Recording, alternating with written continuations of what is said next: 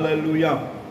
ஆண்டவரே, 8வது மாதம் முழுவதுமாய் கர்த்தர் எங்களோடு கூட இருப்பீராக, எங்களோடு கூட நடந்து வருவீராக, எங்களுடைய தேவைகளை சந்திப்பீராக, உங்களுடைய சித்தத்தை எங்கள் வாழ்க்கையில நிறைவேற்ற ஆண்டவரே எங்களை பயன்படுத்துவீராக. நல்ல ஆவியானவர் எங்களை ஆளுகை செய்வாராக. ஆசுதாத்மன் சபிவர கமலாக மான்சேகே கமத்த கரன் அபி மான்சே அபி சமகிதல அபி மக பெண்வான் மான்சிக தாத்ர அபி சம்பூர்ண பாராய். ஹல்லேலூயா, ஹல்லேலூயா. ஓ உமக்கு நன்றி, உமக்கு நன்றி, உமக்கு நன்றி. ஹல்லேலூயா, ஹல்லேலூயா. தனிமையின் நேரத்தில் என் துணையாய் வேணும்பா, பலவீன நேரத்தில் என் பலனாய் வேணும்பா. தனிமையின் நேரத்தில் என் துணையாய் வேணும்பா, பலவீன நேரத்தில் என் பலனாய் வேணும்பா. நீங்க வேணும் ஏசப்பா, நீங்க வேணும் ஏசப்பா, நீங்க வேணும் ஏசப்பா, எனக்கு வேணும் ஏசப்பா. நீங்க வேணும் ஏசப்பா, நீங்க வேணும் ஏசப்பா, ஏசப்பா, எனக்கு வேணும் ஏசப்பா. தோல்வியின் நேரத்தில் என் ஜெயமாய் வேணும்பா, வியாதியின் நேரத்தில் என் சுகமாய் வேணும்பா. தோல்வியின் நேரத்தில் என் ஜெயமாய் வேணும்பா, வியாதியின் நேரத்தில் என் சுகமாய் வேணும்பா. நீங்க வேணும் ஏசப்பா, எனக்கு வேணும் ஏசப்பா, நீங்க வேணும் ஏசப்பா, எனக்கு வேணும் ஏசப்பா. நீங்க வேணும் ஏசப்பா, நீங்க வேணும் ஏசப்பா, நீங்க வேணும் ஏசப்பா, எனக்கு வேணும் ஏசப்பா. கவலையின் நேரத்தில் என் தாயாய் வேணும்பா, சோர்வான நேரத்தில் என் தந்தையாய் வேணும்பா. கவலையின் நேரத்தில் என் தாயாய் வேணும்பா, சோர்வான நேரத்தில் என் தந்தையாய் வேணும்பா. நீங்க வேணும் ஏசப்பா, நீங்க வேணும் ஏசப்பா, ஏசப்பா, எனக்கு வேணும் ஏசப்பா, வேணும் ஏசப்பா, நீங்க வேணும் ஏசப்பா. நீங்க மாத்திரம் நீங்க வேணும் ஏசப்பா, எனக்கு வேணும் ஏசப்பா. நீங்க இல்லாமல் எதுவும் செய்ய இயலாது, உங்க துணை இல்லாம என்னால வாழவே முடியாது. நீங்க இல்லாம எதுவும் செய்ய இயலாது, உங்க துணை இல்லாம என்னால வாழவே முடியாது. நீங்க வேணும் ஏசப்பா, நீங்க வேணும் ஏசப்பா, நீங்க வேணும் ஏசப்பா, நீங்க வேணும் ஏசப்பா, நீங்க வேணும் ஏசப்பா. ஆண்டவரே, 8வது மாதம் முழுவதுமாக நீங்க எனக்கு வேணும் ஏசப்பா, எனக்கு வேணும் ஏசப்பா. நீங்க இல்லாம எதுவும் செய்ய இயலாது, உங்க துணை இல்லாம என்னாலே வாழவே முடியாது. நீங்க இல்லாம எதுவும் செய்ய இயலாது, உங்க துணை இல்லாம என்னாலே வாழவே முடியாது. உங்க துணை இல்லாம என்னாலே வாழவே முடியாது. உங்க துணை இல்லாம என்னாலே வாழவே முடியாது. கடந்த 7 மாதங்களும் எங்களோடு கூட இருந்து 213 நாட்கள் ஆண்டவரை கண்ணின்மணியை போல காத்தீங்கள். உங்களுக்கு நாங்கள் நன்றி சொல்லி தவஸ் திசி தாதுனா उमान से गैसवल खलु रोमे नबी आरक्षण कराओ उमान से अभी स्तुति करना स्वामी आठवेनी मासे उमान से दवस्तिस एकम अभी समगे 31 நாட்களும் 8வது மாதத்திலே தேவரே எங்களோடு கூட இருங்க. நாங்கள் எடுத்து வைக்கிற ஒவ்வொரு அடியும் உமக்கு சித்தமானதாக இருக்கட்டும். अभी त्यान अन्नावो अम्म පාදයක් අම්ම අඩියක්ම උන්වහන්සේගේ කැමැත්ත ආකාරයට අපි තමන්ව උන්වහන්සේට කරුණාව දෙන්න. උන්වහන්සේගේ දෑතට අපි සියලු දෙනාම පාරමු. යේසුස් වහන්සේගේ नाम பரலோகத்தில் இருக்கிற எங்கள் பிதாவே, உம்முடைய நாமம் பரிசுத்தப்படுவதாக, ராஜ்யம் வருவதாக, உம்முடைய சித்தம் பரமண்டலத்தில் செய்யப்படுகிறது போல எங்களுக்கு வேண்டிய ஆகாரத்தை இன்று எங்களுக்கு தாரும். எங்கள் கடனாளிகளுக்கு நாங்கள் மன்னிக்கிறது போல எங்கள் கடனை எங்களுக்கு மன்னியும். எங்களை சோதனைப்பட பண்ணாமல் தீமை அனைத்தும் எங்களை ரட்சித்துக் கொள்ளும். ராஜ்யமும் வல்லமையும் மகிமையும் என்றென்றும் உம்முடையவைகளே. ஆமென். கர்த்தர் உங்களோடு கூட இருப்பாராக. சுகன் சமூக சிட்டின சேர்க்கும். கர்த்தர் உங்களோடு கூட இருப்பாராக. ஆண்டவருடைய சமூகத்தில் அமர்ந்து கொள்வோம். எல்லாரும் சந்தோஷமா இருக்கிறீங்களா? தாங்கி சந்தை போவது. ஹல்லேலூயா. இந்த நாளிலும் கர்த்தர் நம்மை விசாரித்து அழைத்து வந்திருக்கிறார். எத்தனையோ பேர் இந்த நாளிலே இல்லை, ஆனால் கர்த்தர் நம்மோடு கூட இருக்கிறார். உலகத்தின் முடிவு பரிந்தும் சகல நாட்களிலும் நான் உங்களோடு கூட இருப்பேன் என்று சொன்னவர் இந்த 214வது நாளிலும் நம்மோடு கூட இருக்கிறார். இன்னும் 151 நாட்கள் இந்த வருஷம் முடிகிறதுக்கு உண்டு. அந்த நாட்களிலும் அவருடைய வருகை தாமதிக்குமானால் இருப்பார். ஆனால் அதுவரையிலும் கர்த்தர் என்னையும் உங்களையும் ஆசீர்வதிக்க விரும்புகிறார். மணமகனுடைய வருகைக்காய் காத்திருக்கிறோம். அப்ப மணமகளை கர்த்தர் அலங்கரித்து ஆசீர்வதித்து அழைத்து செல்ல வருகிறார். இதுவரையிலும் நம்மை அலங்கரித்திருக்கிறார், இதுவரையிலும் நம்மை ஆசீர்வதித்திருக்கிறார். இனிமேலும் அதையே நம்முடைய வாழ்க்கையில செய்ய போகிறோம். முதலாவது ஃபேஷியல் போகும்போது கொஞ்சம் மாதிரியா இருக்கும், ரெண்டாவது ஃபேஷியல் வேற மாதிரி இருக்கும். அப்ப அதாவது அந்த ஃபேஷியல் முடிகிற போகிற தருவாயிலே நம்முடைய முகம் ஒரு வித்தியாசமான ஒரு ஒரு ஜொலிப்பு அல்லது ஒரு ஒரு ஒரு ஒரு பளபளப்புக்கு நேராய் வந்துடும். அந்த பளபளப்புக்கு நேராய் கர்த்தர் உங்களை என்னை அழைத்து வந்திருக்கிறார். முதலாவது மாதம் இருந்தது போல அல்ல, 8வது மாதத்திலே கர்த்தர் நம்மை ஆசீர்வதித்திருக்கிறார். கர்த்தர் நம்மை நினைத்திருக்கிறார். எத்தனை பேருக்கு சொல்ல முடியும் கர்த்தர் நம்மை ஆசீர்வதித்திருக்கிறார்? நிச்சயமாகவே கர்த்தர் என்னை ஆசீர்வதித்திருக்கிறார். என்னோடு கூட சேர்ந்து என்னுடைய பிள்ளைகளை கர்த்தர் ஆசீர்வதித்திருக்கிறார். என்னுடைய குடும்பத்தை கர்த்தர் ஆசீர்வதித்திருக்கிறார். என் தேவன் கொடுத்த சபையை கர்த்தர் ஆசீர்வதித்திருக்கிறார். நிறைவில்லை, ஆனால் குறைவில்லாமல் நடத்துகிறார். ஆமென்,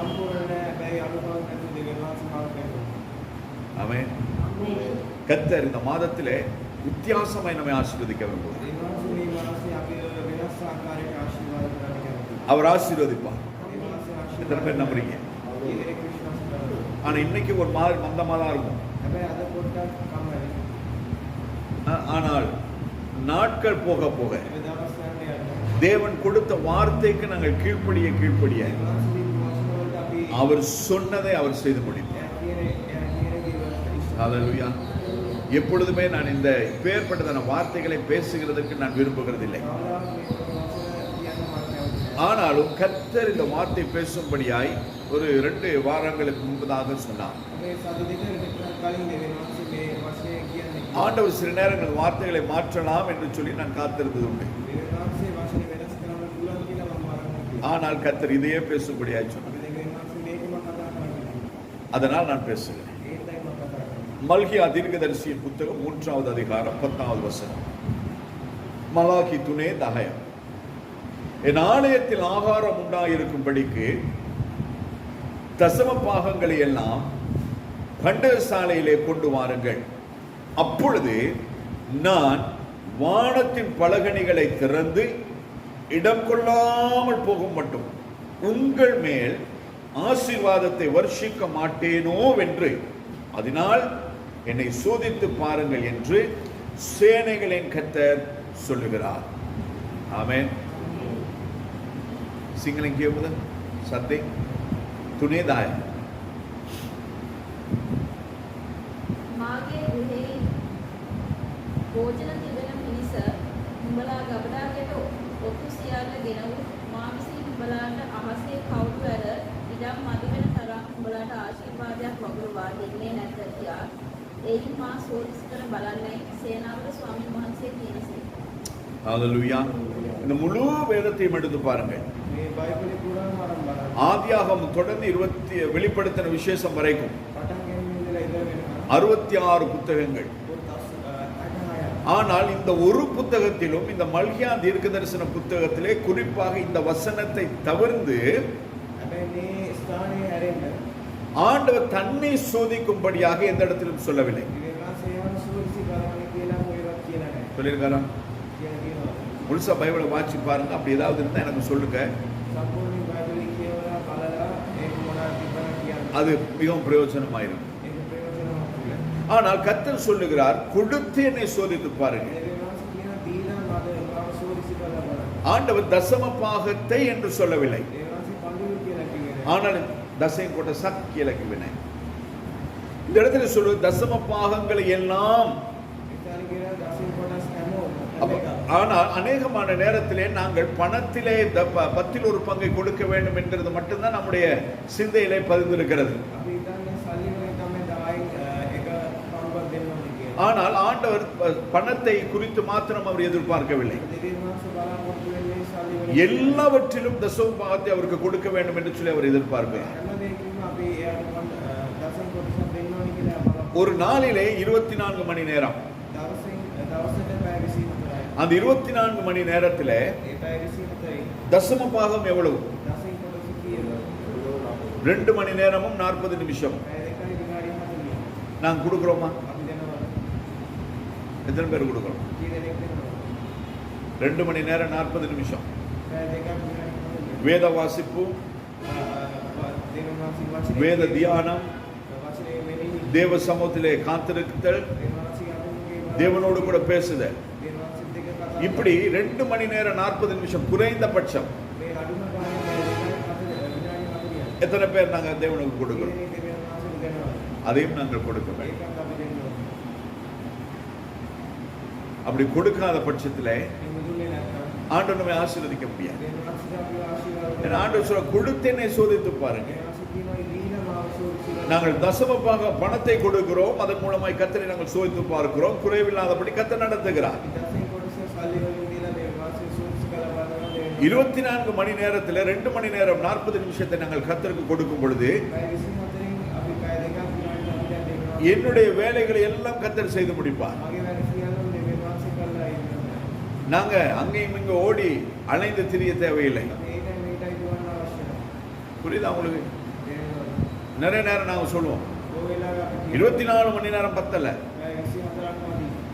ஆனா ஆண்டவர் 6 நாள்ல நாங்க வாழ்கிற இந்த பூமி முழுவதையும் படைத்து 7வது நாள்ல ஓய்ந்திருந்தார் என்று நாங்கள் பார்க்கிறோம். දෙවියන් වහන්සේ දවස් 5කින් මේ පොළොව මැවුවා කියලා. இந்த உலகத்தை படைத்த ஆண்டவருக்கே 6 நாள் தான் போயிருக்குது. මේ ලෝකේ මැවුවම දෙවියන් වහන්සේම දවස් 6යි. அவர் 7வது நாள்ல ஓய்ந்திருந்தார். අත්වෙනි දවසේ එයා විවේකයෙන් எல்லாவற்றையும் பார்த்து எல்லாம் நன்றாய் இருக்கிறது, හැමදේම බලන මේවා කොහොම හොඳයි. எல்லாம் அருமையாய் இருக்கிறது, කොහොම හොඳයි. எல்லாம் சிறப்பாய் இருக்கிறது කොහොම ලස්සනයි. அப்படின்னு பார்த்து ஆண்டவர் அதையெல்லாம் ரசிக்கிறாரு. 7வது நாள் එහෙම කියලා දෙවියන් වහන්සේ ඒවා බලුවා.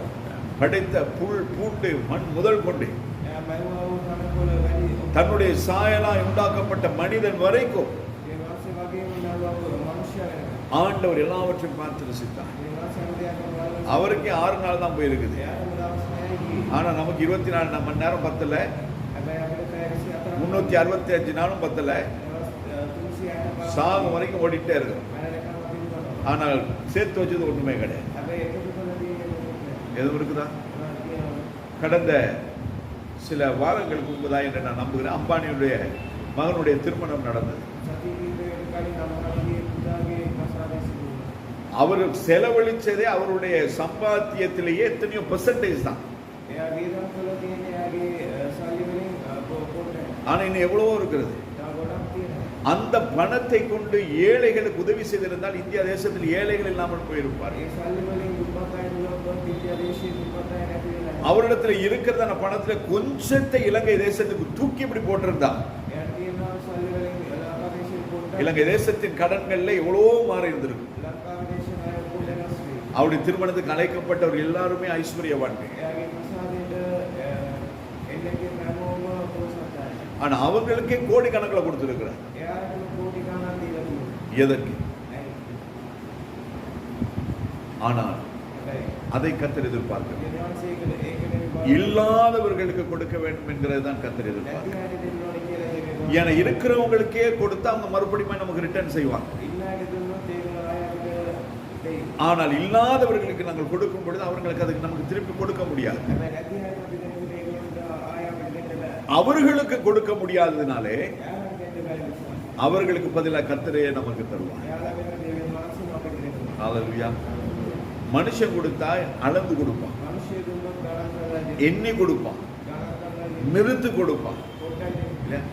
பார்த்து கொடுப்பான். බලලා දෙන්න. ஆனால் கர்த்தர் கொடுத்தார் අපි දෙවියන් වහන්සේ දුන්නා. நிறைவாய் கொடுப்பான், සම්පූර්ණයෙන් திருப்தியாய் கொடுப்பான், සම්පූර්ණයෙන් பரிபூரணமாய் கொடுப்பான். සම්පූර්ණයෙන් அந்த தேவன் சொல்லுகிறார், ඒ දෙවියන් වහන්සේ කියන கொடுத்து என்னை சோதி, දීලම අවශ්‍යයි කරලා பணத்தை மாத்திரமல்ல සල්ලි වලින් විතරක් නෙමෙයි.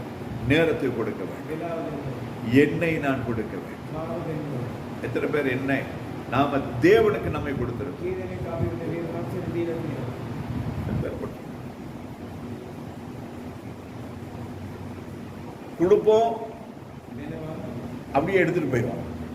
ඒ ආය අරන් යනවා. பாரவிமிமிமா உபயதடா அப்படின்னு கொடுத்துட்டு பாட்டில் அடுத்த வரைக்கும் உபை கமத்த கரன்னா உம்முடைய சித்தம் செய்கிறதுக்கு என்னை ஒப்பு கொடுக்கிறேன் அப்படின்னு කැමත කරන්න මාව කැප කරනවා කියලා කියනවා. அப்படி சொல்லி நாங்க போய் ஏன் சித்தம் செய்கிறதுக்கு நான் போறேன் அப்படின்ட்டு போயிடுறது. එන්න කියන මගේ කැමත කරන්න යනවා කියලා අපි යනවා. ஆனால் கர்த்தருக்கு நாங்கள் முழுமையாக கொடுக்க வேண்டும். දෙවියන් වහන්සේ අපි සම්පූර්ණයෙන් දෙන්න. வேதத்திலே நாங்கள் வாசித்து தேடி வாசிக்கும் பொழுது වචනේ අපි බලද්දී தலைச்சன் பிள்ளைகள் எல்லாம் கர்த்தருடையவர்கள். පළවෙනි දරුවෝ හැමෝම දෙවියන් වහන්සේ. குழந்தைகள் தருவான். மூத்த பிள்ளைகள் எல்லாம் கர்த்தருடையவர்கள். වැඩිමහල් දරුවෝ හැමෝම දෙවියන් වහන්සේ. யாரெல்லாம் மூத்த பிள்ளைகள் இருக்கீங்க? ஒரு மூத்த பிள்ளை, ரெண்டு மூத்த பிள்ளை, மூணாவது மூத்த பிள்ளை, இப்படி அநேக மூத்த பிள்ளைகள் இருக்கிறாங்க. அப்ப இந்த மூத்த பிள்ளைகள் எல்லாம் யாருடையவர்கள்? මේ පළවෙනි දරුවෝ කාගේද? கர்த்தருடையவர்கள். දෙවියන් වහන්සේ. அதை நாம் விரும்பினாலும் விரும்பாவிட்டாலும் අපි කැමතිද නැද්ද? கர்த்தர் ஊழியம் செய்ய வேண்டும். දෙවියන් වහන්සේ. ஏன்னா கர்த்தர் அவர் சொல்லிட்டாரு, இது என்னுடையது. දෙවියන් වහන්සේ කියලා ඉවරයි මේක මගේ කියලා. யாருமே அது இல்லாண்டவரேன்னு சொல்ல முடியாது. කාටවත් ඒක බෑ කියලා කියන්න. ஏனென்றால் நாம் அவருடையவர். ඒකත් අපි දෙවියන් වහන්සේ. அப்படி இல்லைன்னா நான் இந்நேரம் கத்தோலிக்க திருச்சபையில ஆயிருந்திருக்கணும். නැත්නම් මම කතෝලික සභාවේ ප්‍රාර්ථනා කෙනෙක් වෙනවා. அந்த கத்தோலிக்க திருச்சபை 4 வருஷங்கள் நான் படித்தேன். අනුන් මතක් මම කතෝලික සභාවේ பூர்ணவத்த மைனஸ் செமினரியில. Poornawatta minor seminary. ඒ සභාවේ ඉගෙන ගත්තා. அதுல 4 வருஷம் ஆகியும் நான் அங்க ஃபாதர் ஆகல. අවුරුදු 4ක් ඉගෙන ஆண்டவர் சொன்னாங்க, அங்க வேலை இல்லை, உனக்கு இங்கே தான் வேலை කිව්වා ඒ නෙමෙයි වැඩ තියෙන්නේ. அப்படின்னு சொல்லி என்னை பிரித்தெடுத்து ඒක මම වෙන 2 பிள்ளைகளுக்கு தகப்பனாய், திரளான பிள்ளைகளுக்கு தந்தையாய் கர்த்தரை மாற்றிருக்கிறார். ஏன்னு சொன்னா அவருக்கு நான் தேவை. அதனால் கர்த்தர் என்னை ரட்சித்திருக்கிறார். அதனால் அவர் என்னை தெரிந்தெடுத்திருக்கிறார். தெரிந்தெடுத்த நான் அவருடையவர். ஹalleluya. ஆண்டவர் சாதாரண என்னை உங்களை வாங்கல, தன்னுடைய இரத்தத்தை கொடுத்து வாங்கியிருக்கிறார். தன்னுடைய ஜீவனையே கொடுத்து வாங்கியிருக்கிறார். அவரே எனக்காய் பலியாகி என்னை மீட்டெடுத்திருக்கிறார். அந்த தேவன் சொல்லுகிறார், என் ஆலயத்தில் ஆகாரம் உண்டாயிருக்கும்படி. என்னுடைய மூப்பர்களோடு கூட நான் பேசலாம்னு சொல்லி நான் யோசிச்சிருந்தேன். என்னன்னா ஒவ்வொரு வாரமும் நம்ம பிள்ளைகளுக்கு சாப்பாடு போட்டா எப்படி இருக்கும் அப்படி. ஒரு வாரம் போடுறதுக்கே 1000 போராட்டங்கள் கர்த்தர் செய்வார். ஏன்னா அப்படிதான் வேதம் சொல்லுகிறது, என்னுடைய ஆலயத்தில் ஆகாரம் உண்டாயிருக்க வேண்டும். அவருடைய ஆலயத்தில் ஆகாரம் உண்டாயிருக்க வேண்டும். அவருடைய ஆலயத்தில் ஆகாரம் உண்டாயிருக்கும்படிக்கு உங்கள் தசமபாகங்களை எல்லாம், அது என்னென்ன தசமபாகம்? நீங்க வாங்குற எள்ளு, கொள்ளு, தானியங்கள், மரக்கறி, அது இது எல்லாத்துலயுமே கொடுக்கணும். இவங்க கூடனா எவ்வளவு வாங்குவாங்க மரக்கறி சொல்லுங்க பார்க்கலாம். 5 கிலோ வாங்குவாங்களா? 500 கிராம் கூட வாங்க மாட்டாங்க. அப்ப சொல்லு, உதாரணத்துக்கு 200 கிராம் வாங்குறாங்களா, அது 250 கிராம் வாங்குறாங்க. 250 கிராம்ல 10 ஒரு பங்கு எவ்வளோ?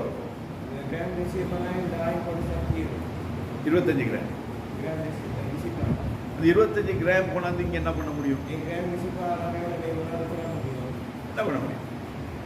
அங்கிருந்து எடுத்துட்டு வர்றதுக்கே 250 ரூபாய் கொடுக்கணும் ஆட்டோவுக்கு. ඉතින් අරන් ඉන්නම ජීවිතේකට 250 දෙන්න. பிரயோஜனம் கிடையாது.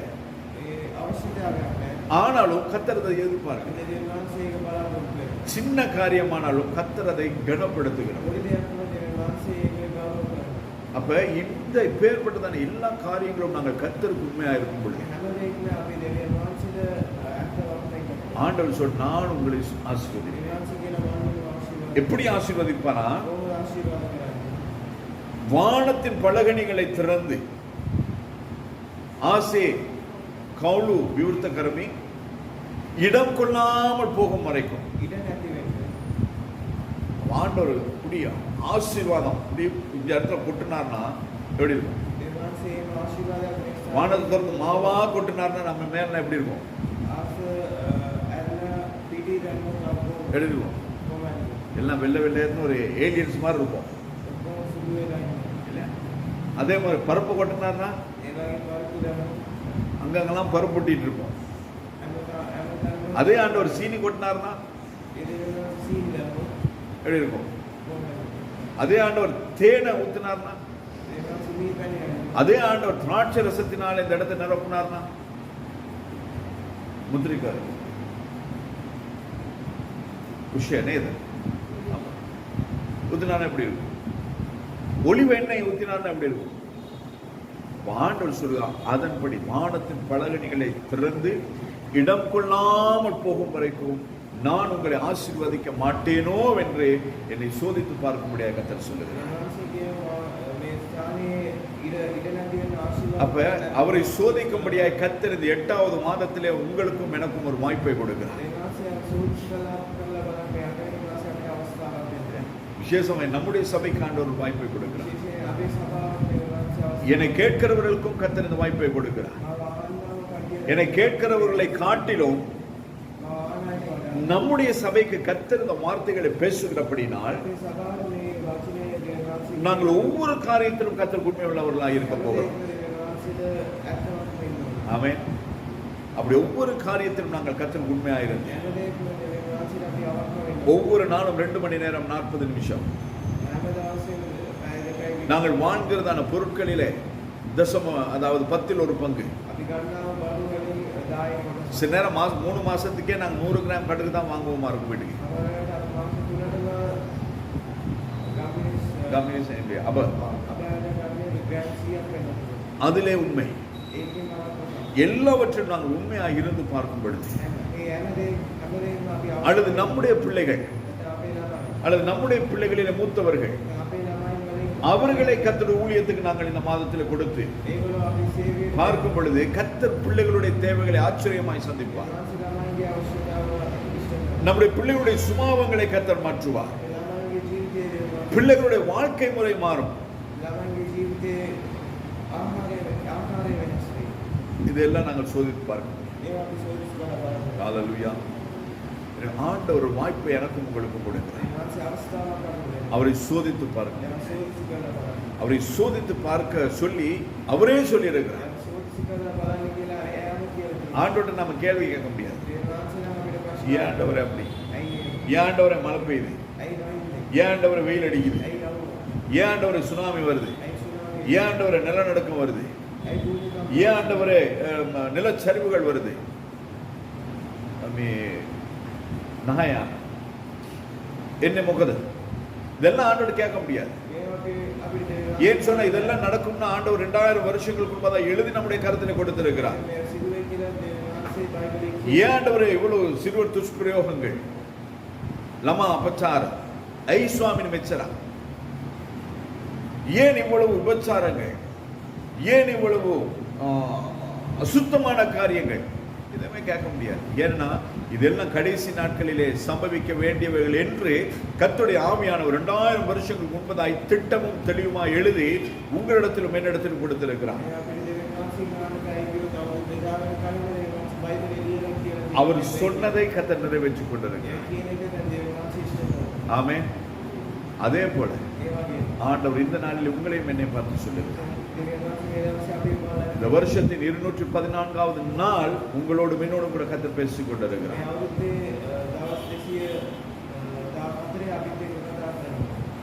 கொடுத்து என்னை சோதித்து முதலாவது ஆண்டவர் கேட்கிறது, நம்மிடத்தில் இருக்கிற பணமோ பொருளோ எதுவுமே கிடையாது. முதலாவது தேவன் என்னை கேட்கிறார். முதலாவது தேவன் உங்களை கேட்கிறார். உங்களை கொடுங்க ஆண்டவர், இதோ நான் என்னை உடைய வழிபிடத்திலே தத்தம் செய்கிறேன்,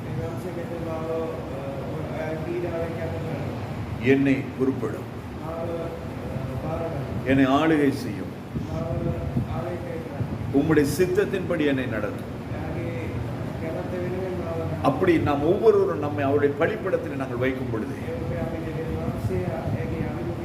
அவர் நம்மை சுகந்த வாசனையாக நுகர்ந்து சுகந்த துமக்ஸே அபிமான்ஸ் பிலி அரங்கின தேவன் என்னையும் உங்களை குறித்து என்ன சித்தத்தை என்ன திட்டத்தை தன்னுடைய சிந்தையிலே வைத்திருக்கிறாரோ அந்த சித்தத்தையும் திட்டத்தையும் இந்த 2024வது வருஷம் ஆகஸ்ட் மாதம் 1ஆம் தேதி தொடங்கி 31வது நாள் வரைக்கும் விசேஷமாய் செய்து முடிப்பார். செப்டம்பர் மாசம் செய்து முடிக்க மாட்டார்னு சொல்லல, ஆனால் இந்த வாக்கு தத்தத்தை நம்முடைய வாழ்க்கையில நிறைவேற்றுவார். எத்தனை பேர் ஆயத்தமா இருக்கீங்க அவருக்கு உங்களை கொடுக்க முடியாது? நேரம், உங்களுடைய சம்பாத்தியம், உங்களுடைய வாழ்க்கை, உங்களுடைய ஊழியம், உங்களுடைய போக்குவரத்து, உங்களுடைய திட்ட தீர்மானங்கள்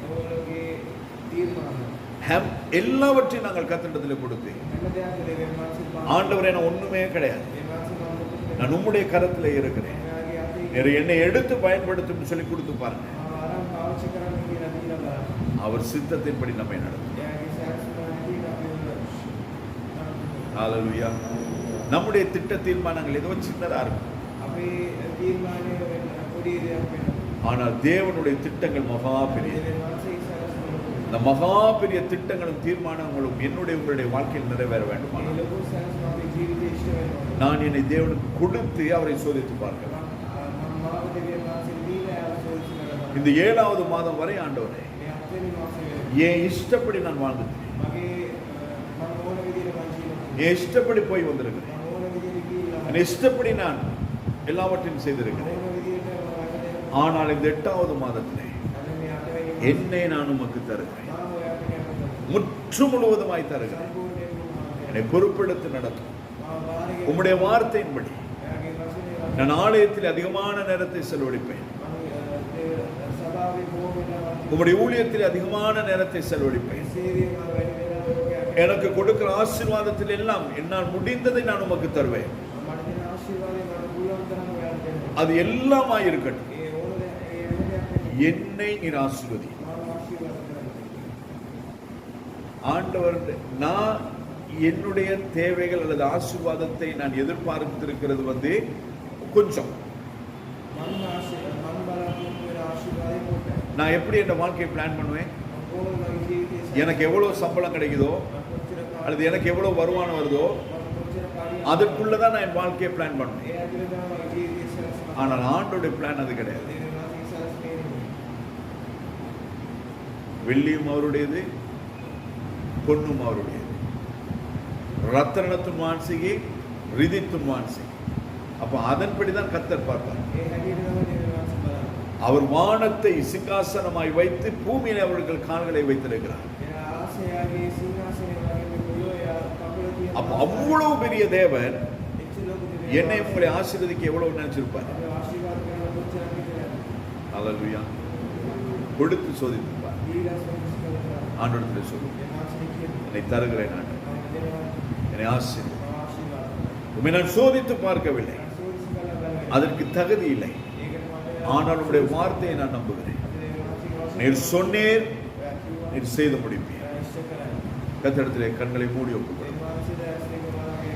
என்னை தருகிறேன், தருகிறேன், உம் கரத்தில் என்னை படைக்கிறேன் படைக்கிறேன், உம் பாதத்தில் என்னை தருகிறேன் தருகிறேன், உம் கரத்தில் என்னை படைக்கிறேன் படைக்கிறேன், உம் பாதத்தில் ஒரு வாக்குமே என்னை ஒரு மாற்றுமே, ஒரு வாக்குமே என்னை ஒரு மாற்றுமே. உம்மை போல என்னை ஒரு மாற்ற மாட்டோம்.